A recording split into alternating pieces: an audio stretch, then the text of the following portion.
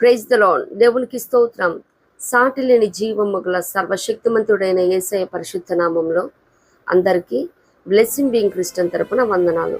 మరి మన new year మెడిటేషన్స్లో భాగంగా ఈరోజు డే 40.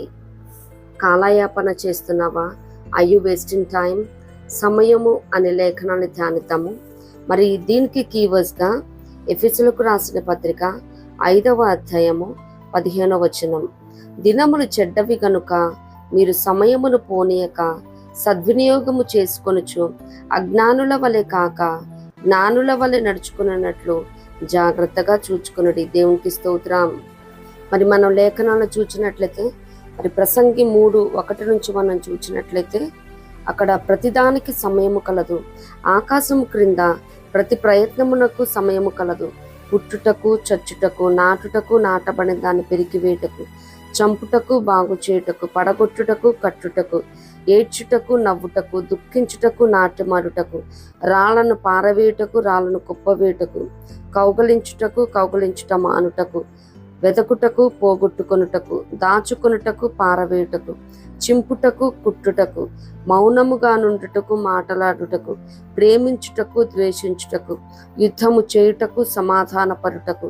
అంత మాత్రమే కాదు కానీ మరికొన్ని సమయాలు పరిశుద్ధ లేఖనాలు మనం చూసినట్లయితే తప్పులు వెతికే సమయం, మత్తిల్లే సమయం, కునికే సమయం, బలము పొందే సమయం, కృంగిపోయే సమయం, మరి సమాధానం లేని సమయం, హెచ్చరిక సమయం, విమర్శించే సమయం, బుద్ధి వచ్చు సమయం, కీడు వచ్చు సమయం, పరిశుద్ధపరుచుకునే సమయం, మంచి సమయం, రాకడ సమయం.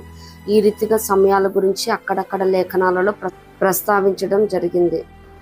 మరి నేటి దినాలలో ప్రతి చిన్న పిల్ల దగ్గర నుంచి పెద్దవాళ్ళ వరకు మరి సమయం చాలా ఈజీగా కిల్ చేస్తూ ఉన్నారు.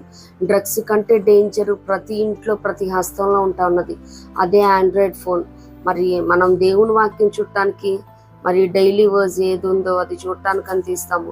ఒకదాని తర్వాత ఒకటి స్క్రోల్ చేస్తూ మరి ఎంత సమయం చూస్తున్నామో కూడా తెలియకుండా చూస్తూ ఉంటాం. నేను నా సభ్యకరమైన చూస్తున్నానా, లోక విషయాలు చూస్తున్నానా, దేవునియే కదా అనుకుంటాం. వాడు చాలా జ్ఞానంగా ఉంటాడన్నమాట, మనకంటే చాలా మరి కుయుక్తి గలవాడు అపవాది. మరి దేవునియే కదా అని ఒక్కదాని తర్వాత ఒకటి అనవసరమని కూడా చూపిస్తూ ఈ లోకాన్ని మొత్తం అరచేతిలో చూపిస్తూ ఉన్నాడు. అక్కడ టైం అంతా కిల్ అయిపోతున్నది, సమయం అంతా వ్యర్థమైపోతా ఉన్నది. మరి పోను ఇంకా చూడరానివి కూడా వాటి మీద కూడా ఇంట్రెస్ట్ చూపించేటట్టు ఈ సెక్యులర్ వీడియోస్ కూడా చూసేటట్టు దుష్టుడు చేస్తాడనమాట. రీల్స్ అని, స్టోరీస్ అని, ఈ రీతిగా ఇంకా ఒకదాని తర్వాత ఒకటి ఇంకా యాడ్ ఆన్ అయిపోతూ ఉంటాయి. మరి అంటారు కదా, time and tide waits for none. సమయం ఎవరి కోసం ఆగదు. And time is more precious than money. మరి ధనము, సంపద కంటే అమూల్యమైనది, ప్రశస్తమైనది సమయం. ఎందుకంటే ధనాన్ని పోతే మరలా సంపాదించుకోవచ్చేమో కానీ పోయిన సమయాన్ని మరలా మనం సంపాదించుకోలేము. అంత మాత్రమే కాదు కానీ చాలామంది మరి పాత జ్ఞాపకాలలో గడిచిన కాలంలోనే అక్కడే హెల్డ్ అయిపోతూ ఉంటారు.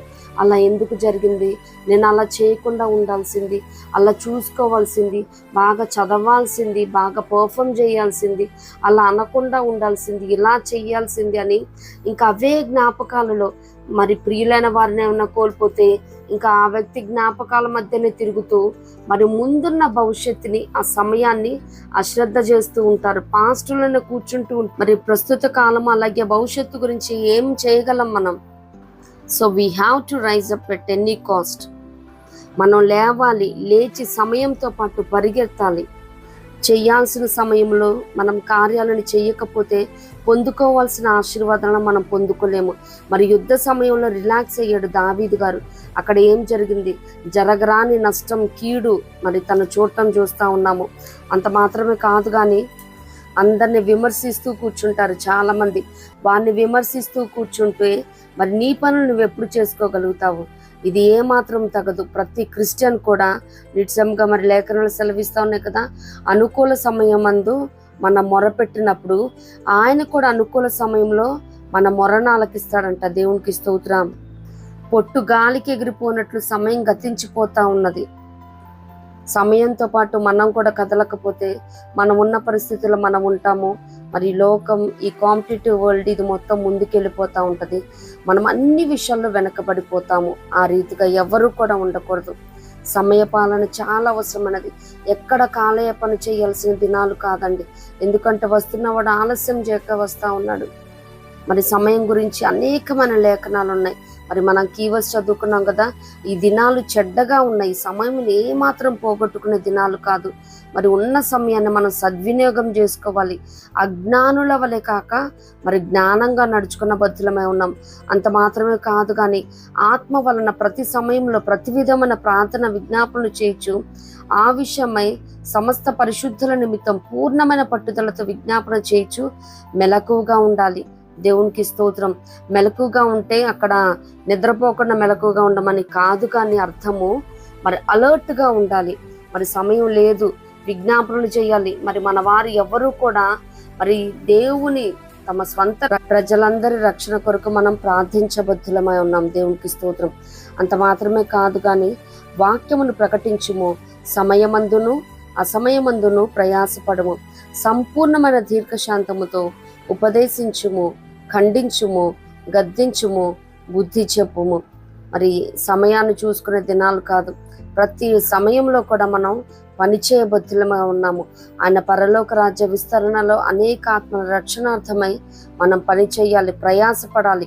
నేడు అనబడు సమయం ఉండగానే ప్రతి దినమును ఒకరినొకడు బుద్ధి చెప్పుకొనడాన్ని కూడా మరి హెబ్రీ 3:14 మనం చూడగలము. అంత మాత్రమే కాదు, సమయము సమీపించున్నది గనుక ఈ ప్రవచన వాక్యం చదువువాడును వాటిని విను ఇందులో వ్రాయబడిన సంగతులను గైకొని వారును ధన్యులు. మరి ప్రకటన 1:3 మనం చూస్తా ఉన్నాము. సమయం సమీపించున్నది. మరి దేవుని రాకట అతి సమీపంగా ఉన్నది కాబట్టి మనం ఏమాత్రము సమయాన్ని మరి కిల్ చేయక, మరి సమయాన్ని వేస్ట్ చేయక ప్రవచన వాక్యాన్ని మనం చదువుకోవాలి. దివారాత్రం దాన్ని ధ్యానించేవాడు ధన్యుడనుంది కదా. చదవటం మాత్రమే కాదు కానీ మరి వాక్యానుసారంగా మనం జీవించబద్ధులమై ఉన్నాం. అంత మాత్రమే కాదు కానీ చాలాసార్లు పలుమార్లు అనేకులకు దేవుడు మారు మనసు పొందటానికి అవకాశం ఇస్తా ఉన్నాడు. కానీ మరి అక్కడ ప్రకటన 2:21 చూస్తాం కదా, తుయితర సంఘస్థలో చెప్తున్న మాట అనమాట. మారు మనసు పొందుటకు నేను దానికి సమయం ఇచ్చితిని గాని అది తన జారత్వం విడిచిపెట్టి మారు మనసు పొందలేదు. మరి అనేకులు కరోనా టైంలో మారు మనసు పొందే అవకాశం లేకుండా చాలా మంది దాటిపోయారు. మరి ఇప్పటికే దేవుడు నీకు అనేకమైన అవకాశాలు ఇచ్చి ఉంటాడు మారు మనసు పొందటానికి, రక్షణ భాగ్యాన్ని కలిగి ఉండటానికి. మరి ఇప్పటి వరకు అన్ని పోస్ట్ పోన్ చేస్తూ వచ్చావేమో. అమ్మో నా చదువైపోవాలి, చదువైపోయిన తర్వాత ఉద్యోగం తర్వాత వివాహం తర్వాత సంతానం, మరి వాళ్ళేమనుకుంటారు వీళ్ళేమనుకుంటారు అని ఇప్పటి వరకు పోస్ట్ పోన్ చేస్తా ఉన్నాం మేము. నిశ్చయముగా దేవుడు నీతో మాట్లాడుతూ ఉన్నారు. ప్రియ దేవుని బిడ్డ, మారు మనసు పొందే విషయంలో ఇంత గొప్ప రక్షణ నిర్లక్ష్యం చేస్తే నేను ఏ రీతిగా తప్పించుకుంటానని లేఖనాలు సెలవిస్తా ఉన్నాను. ఎవరు కూడా నిర్లక్ష్యం చేసే దినాలు కాదు. ఇప్పటికే భయంకరమైన దినాలను చూస్తాను, ఇంతకంటే ఘోరమైన దినాలను మనం చూడబోతా ఉన్నాము. మరి ప్రకటన 12:12 చూస్తాం కదా, అపవాది తనకు సమయం కొంచెమని తెలుసుకొని బహుక్రోధము గలవాడే మీ యొద్దకు దిగి వచ్చి ఉన్నాడని లేఖనాలు సెలవిస్తా ఉన్నాయి.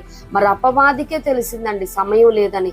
మనకి ఎప్పటి నుంచో లేఖనాలు సెలవిస్తున్నప్పటికీ మనం మాత్రం మేము చిన్నప్పటి నుంచి వింటున్నాం దేవుని రెండో రాకడ వస్తుందని ఇంతవరకు రాలేదని చాలా నిర్లక్ష్యంగా ఉంటా ఉన్నాము. ఏ మాత్రం నిర్లక్ష్యం చేసే సమయం కాదు. అపవాది సైతం చాలా మరి టైం చాలా షార్ట్గా ఉన్నదని వాడి కార్యాలను వాడు చాలా త్వరితగతంగా చేస్తా ఉన్నాడు. వాడి శత్రు సైన్యంతో మరి దండెత్తి దిగి వచ్చి ఉన్నాడంట. మరి మనం కూడా గొర్రెపిల్ల వివాహ మహోత్సవం సమయం కూడా వచ్చిందని మనము బుద్ధి గల కన్యకల వలె మరి ప్రార్థన, అభిషేకం అనే తైలాన్ని సిద్ధపాటు చేసుకొని నిత్యంగా ఆయన రాకడ కొరకు ఎదురు చూడబద్దులేమన్నాం. ఆయన రాకడలో మన ఎత్తబడే అనుభవాన్ని మనం కలిగి ఉన్నప్పుడు ఇహపర దీవులతో దేవుడు నిత్యంగా తృప్తిపరిచే దేవుడే ఉన్నాడు. మరి నేను ఇవన్నీ చూసుకుంటా ఉంటే మరి నా ఫ్యామిలీ గురించి ఏంటి, ఎప్పుడు ఇదేనా అంటానికి లేదు. ఎందుకంటే మరి ఆయన బలిష్టమైన చేతి కింద మనం దీన మనసులే. మరి 1 పేతురులో ఉంటది కదా, దేవుడు తగిన సమయమున మిమ్మల్ని హెచ్చించినట్లు ఆయన బలిష్టమైన చేతి కింద దీన మనసుకులై ఉండుడి. మరి ఆయన హెచ్చించే సమయం కూడా ఉంటది. ఆత్మీయంగా కానీ, ఆర్థికంగా కానీ, ఆరోగ్యపరంగా కానీ ఏదైనా మరి దేవుడు మనల్ని ఆశీర్వదించాలంటే మరి దీన మనసు కలిగి ఉండాలి. ఆయన సమయానుకూలంగా మనం నడుచుకున్న బతులు మనం on his perfect time, due టైంలో దేవుడు నిత్యంగా హెచ్చింపునిచ్చే దేవాది దేవుడు మన పక్షంగా ఉన్నాడు. ఏమి తిందుమా, ఏమి తాగుదుమా, ఏమి ధరించుకుందుమా అని సమయాన్ని వేస్ట్ చేయక నిత్యముగా మరి యెహోవా దేవుడు తన కార్యాలు చేసే సమయం కూడా సమీపించున్నదని లేఖనాలు సెలవిస్తున్నాం. ఆయన కార్యాలను ఆయన చేస్తాడు. ఎందుకంటే ఇర్మియా 29:11 ఉంటది కదా, నేను మిమ్మల్ని గూర్చి ఉద్దేశించిన సంగతులను నేను ఎరుగుదును, రాబోవు కాలమందు మీకు నిరీక్షణ కలుగునట్లుగా అవి సమాధానకరమైన ఉద్దేశములే కానీ హానికరమైనవి కావు. ఇదే యెహోవా వాక్కు. దేవునికి స్తోత్రం. మనం ఒకటే నమ్మాలి, ఆయన నా పక్షంగా కార్యాన్ని చేయ శక్తిమంతుడు, ఆయన కార్యాన్ని చేస్తున్నాడు, హీఈస్ వర్కింగ్ ఫర్ యూ అని నమ్మాలి. అంతే. దేవునికి స్తోత్రం. అడక్క ముందే మన అవసరాలను ఎరిగిన దేవుడు అండి. ఎరిగిన వాడు మరి ఇవ్వకుండా ఉంటాడా? ఏవేవో వ్యాపకాలతో జ్ఞాపకాలతో సమయాన్ని వ్యర్థం చేయక నిత్యంగా మనకున్న కొద్ది సమయంలో మనకున్న సరౌండింగ్స్లో మరి సువార్తను ప్రకటన చేస్తూ మన పనులు మనం చేసుకుంటూ ఆయన రాకడ కొరకు మనం సిద్ధపడుతూ అనేకులను సిద్ధపరుస్తూ అనేక ఆత్మల రక్షణార్థమై దేవుని నామ మహిమార్థమై పరలోక రాజ్య విస్తరణలో మందరము వాడబడుదుము గాక. ఇట్టి కృప ప్రభు మనందరికి అనుగ్రహించును గాక. ప్రభు కృప మనందరికి తోడైండును గాక. ఆమేన్.